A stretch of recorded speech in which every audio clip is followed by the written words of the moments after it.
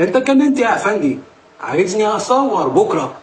الله، هزلت. الجمله دي كانت بدايه خلاف بين زكي رستم وفريد شوقي، وده الخلاف اللي منعنا نشوف الاثنين مع بعض في واحد من اجمل افلام السينما المصريه، وهو فيلم جعلوني مجرما. تعالى بقى هحكي لك.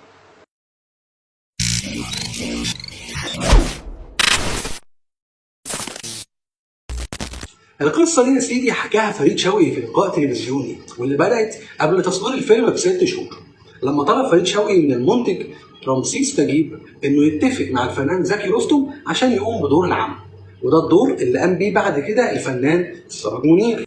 وفعلا اتصل عمنا رمسيس بزكي رستم اللي طلب وقتها مبلغ كبير جدا، طلب تقريبا 800 جنيه، وطبعا فريد شوقي رفض عشان يفضل الدور فاضي لحد بداية تصوير الفيلم، ويكون طاقم العمل في مشكلة كبيرة، خصوصا إن الدور كان مهم جدا في أحداث الفيلم، وهو الدافع الرئيسي لتحول شخصية البطل لمجرم.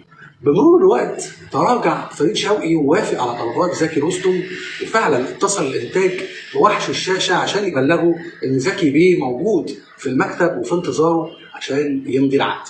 فريد قال لهم يحضروا الشيك وهو هيخلص تصوير المشهد في الفيلم ويجي لهم على طول.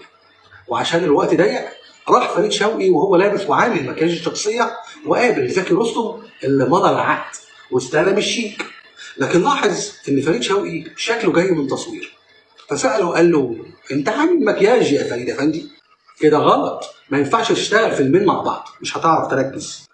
رد ملك الترس وقال له انه شغال في نفس الفيلم وان التصوير بدأ فعلا وحضرتك هتبدأ تصوير بكره. قام عمنا زكي رستم قلب الدنيا وقعد يقول لفريد شوقي انت مجنون؟ هو انا محطوط على الرف يا افندي؟ ده انا لازم اعيش الشخصيه واستعد واجهز نفسي وملابس وحركات. تصوير ايه يا افندي اللي هيبدا بكره؟ وفعلا قطع زكي رستم الشيك وساب المكان وهو في حاله استياء شديد، ورفض يعمل الفيلم عشان بعد كده يتم الاتصال بسراج منير اللي وافق على طول وقام بالدور زي ما كلنا شفناه. الحقيقه فريد شوقي رغم نجوميته لكن وهو بيحكي القصه دي كان بيحكيها على انها درس كبير اتعلمه من النجم زكي رستم، ان الموضوع مش تجاره ولا مقاوله، ده فن ليه اصول، مش سلعه بنبيعها عشان نقبض فلوس. الله يرحمك يا استاذ، معرفش لو كنت عايش وحضرت اللي بيحصل اليومين دول والافلام اللي بتتكروت في اسبوع في الساحل كنت هتعمل ايه؟ استرها علينا يا رب.